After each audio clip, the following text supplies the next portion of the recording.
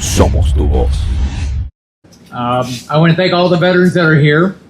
If you think about it, none of us would have the opportunity to live the freedoms that we have if it wasn't for people that put their lives on the line. In my case, I was blessed. I have an adopted father that was one of 3,000 people that did all 4 combat jumps with the 82nd Airborne. And then he fought in the Battle of the Bulge. So he told me the Germans were bad, the food was bad, the foxholes were bad, so I joined the Navy. There were no foxholes, the food wasn't great, and there were no it was hot, wasn't great, but we got food every day, and no foxholes. If we don't support our military, then all the freedoms we believe in, they're going away. If you care about the freedom of liberty in Cuba, Venezuela, Nicaragua, wherever in Latin America, Colombia, Brazil, all the places where we have a struggle right now, if it wasn't for what Dan's doing and what we're doing on armed services, we're not going to have our freedoms. We're not going to be able to fight for them. So here he comes from Alaska. He's close to communism. He's close to Russia. So yeah, you can almost see it. Yeah, it's closer to us. So but I want to thank Senator Sullivan for being here. He's here down here campaigning for me to make sure we win this election. We have got to win this election, and we've got to get a majority. So, su apoyo es muy importante para mí. Gracias por su apoyo. La libertad, democracia y libertad en los Estados Unidos, Cuba, Nicaragua, Venezuela es muy importante. Gracias por el apoyo.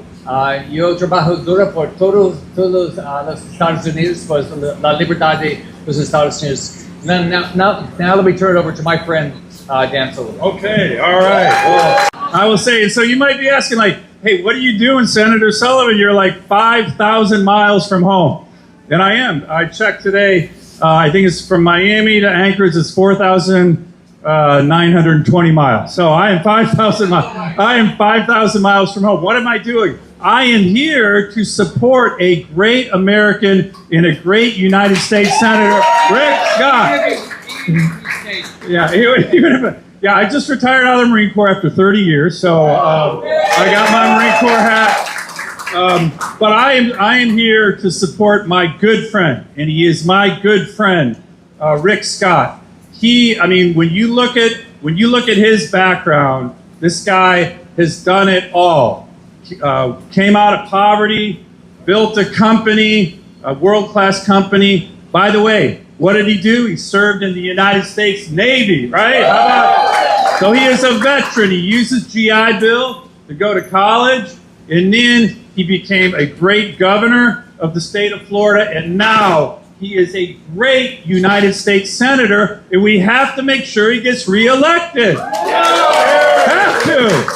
All right, so let's talk about what he does in terms of veterans, in terms of the Armed Services Committee. We sit on that committee together, right? And we care. Everybody cares about the military, but you guys all know the veterans, they feel it because they've done it. They've served. They see the sacrifice. They've seen the family sacrifice. So Rick Scott, when we retake the Senate, when he gets reelected and we Republicans take the Senate majority from Chuck Schumer. How about a big round of applause for that? Damn, we got to get rid of that dude. Okay? He will be the chairman of the Personnel Subcommittee on Armed Services. He will be the chairman. Okay? That's 40% of the budget. Right now, he's what's called the ranking member.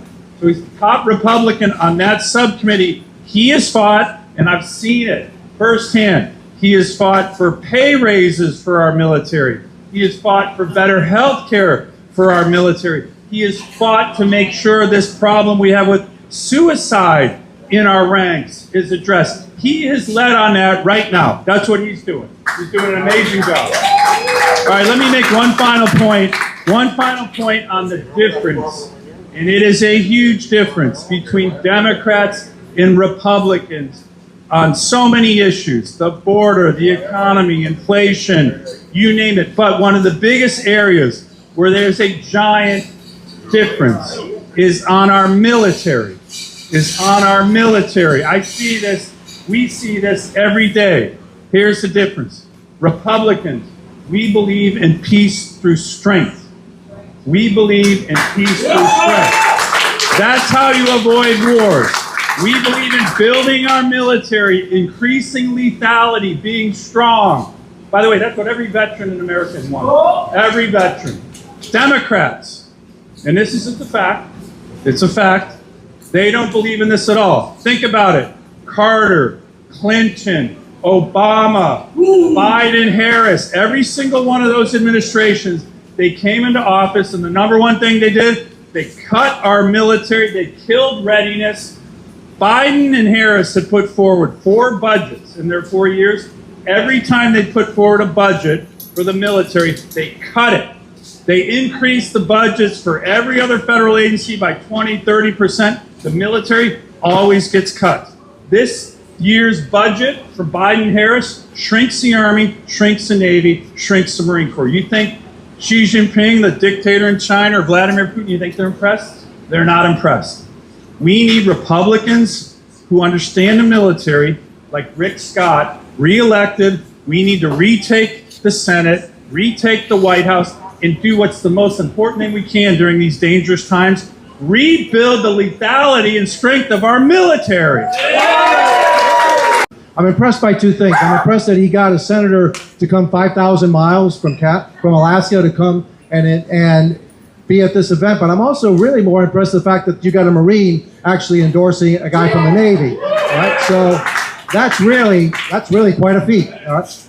Now, right, Senator Sullivan was absolutely right. At a time when actually we need to be spending more on our veterans, more on defense, the Biden-Harris administration has done everything in its power to weaken the United States of America. And I can tell you, not only do I sit on the House Armed Services Committee, but I also sit on the Select Committee on China.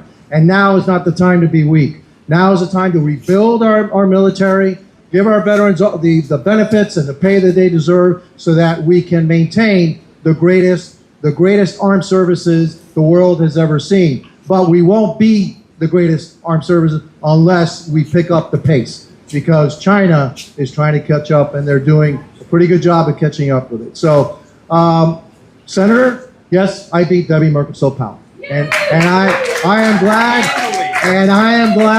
that I kicked her out of Congress.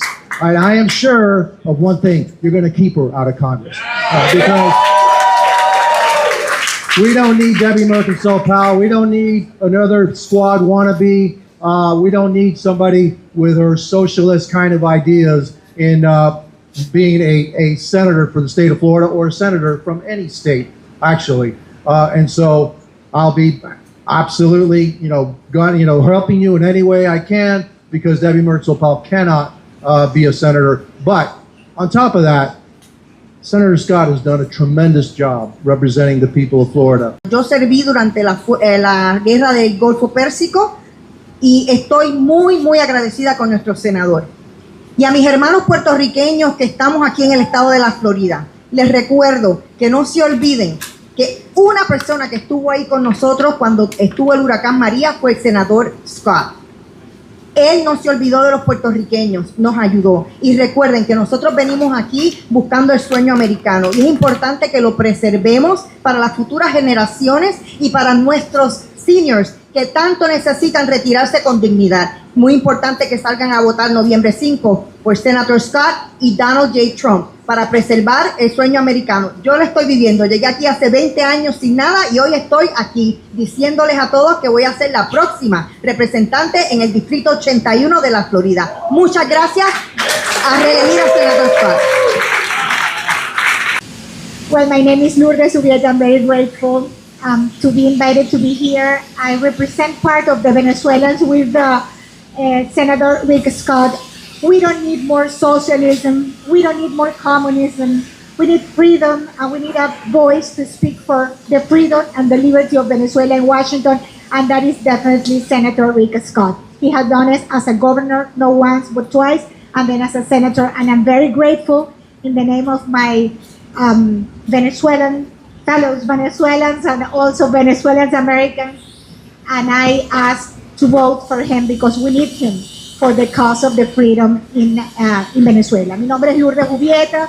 Agradezco mucho la invitación a hablar hoy frente a todas estas queridísimas personalidades que siempre han estado del lado correcto de la historia, de la libertad y de la democracia, y principalmente pedir que voten por nuestro senador Rick Scott. Yo soy parte de esa coalición de venezolanos por Rick Scott y lo hago convencida de que es la mejor voz que necesitamos y que tenemos en el Senado de los Estados Unidos por la causa de la libertad y de la democracia de Venezuela y de otros países como Nicaragua, como Cuba. Y como decía mi gran amigo aquí, Alex Rizzo, no he sido víctima ni una, sino 2 veces del socialismo, porque yo también soy hija de refugiados cubanos. I was follow the crowd and still follow my instinct. All Haitians, we were born to be Republicans, but we don't know that. Because we stand for the value of families, we stand for all things that see to do with families, raising boys and girls, instead of raising confused kids. But we didn't know that. The media playing our heads. I changed my hat. I switched back after the primary. And after I look up Mr. Former Governor Rick Scott, what he stands for, I couldn't stay on the sidewalk to say I'm not gonna support a great man like him. I switched party, I became a Republican. And I'm proudly endorsing Senator Rick Scott for the next senator for the state of Florida. Please do not buy in the media. Media have that tell you the Republicans hate the Haitians. I have the record of this great man every day. And whatever he does for the Haitian community, there's no other senators in history of the Florida that have done that. From when he was governor, 2010 to date, nobody beat his records. I join you, my Haitian fellas. Please do not fall for the hype of the media. Vote your heart. The Republican is the party of the Haitian people. The Republicans